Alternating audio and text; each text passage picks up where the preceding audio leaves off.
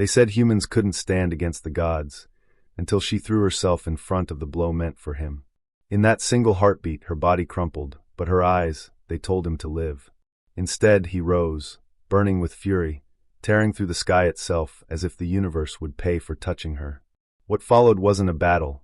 It was a storm, a reckoning, and the galaxy would never forget the day a human's love turned into wrath. When the dropship's landing struts hissed against the cracked stone of Outpost Thalen, the air was already heavy with the scent of dust, rust, and something far older, like the lingering breath of a planet that had given up on life centuries ago. I had come here on a salvage contract, nothing more.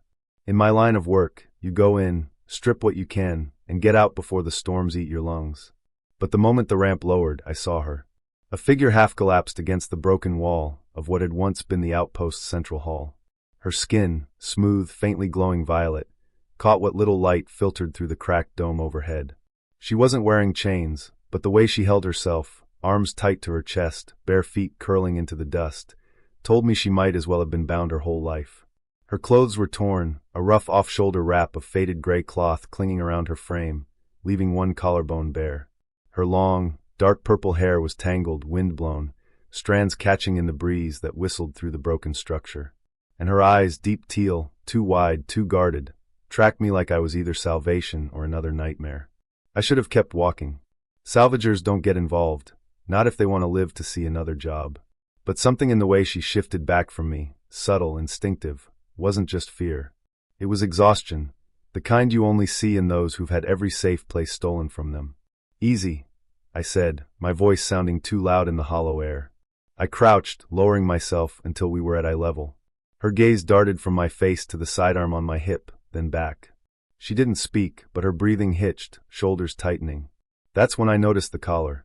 Faintly buzzing, a soft red light pulsing at the side of her neck. A control device, one I'd seen used in the outer war zones to keep prisoners compliant. My stomach sank. She wasn't from here. She'd been brought, and whoever had left her had done so expecting her to die.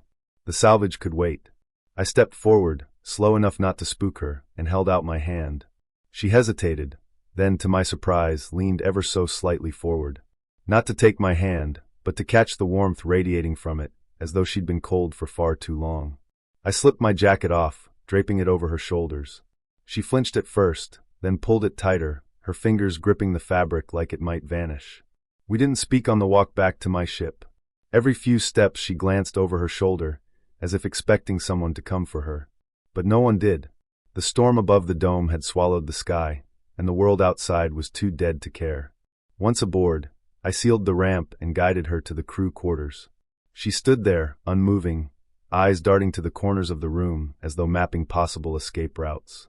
I tried offering food, ration bread, a small flask of clean water, but she stared at them like they were foreign objects. Only when I broke the bread in half and took a bite did she reach out, tentative fingers brushing mine as she took the other half. She ate in small bites, watching me between each one, like she was still deciding whether I was a threat. Later, while I ran diagnostics on the ship, I heard her moving softly through the hall. Not searching, not stealing, just listening. Every sound seemed to anchor her back into the present, the hum of the engines, the faint clink of metal from the galley. It struck me then that she'd probably spent months, or years, in silence, surrounded by nothing but her own thoughts and the cold orders of whoever had worn the controller to her collar. It wasn't until the second day that she spoke, barely above a whisper, in an accent I'd never heard before. "You take me where?" It was broken, but the meaning was clear. I told her the truth, nearest human colony, medics who could help remove the collar, a safe place to stay. She didn't seem to believe me. "Safe," she echoed, as if testing the word. That night, I found her in the cockpit, staring out at the streaking stars. My jacket was still around her shoulders, though she'd tightened it with one of the ship's belts to keep it from slipping. She looked at me, then at the stars, then back again. "Why not leave me?" she asked. I wanted to tell her I didn't know, that maybe I was just tired of walking past people I could have saved. But instead I said, "Because you deserve to be somewhere better than where I found you." Her lips trembled, but she didn't cry. She just turned back to the stars, as if memorizing them. When we finally reached the colony, the medics came quickly.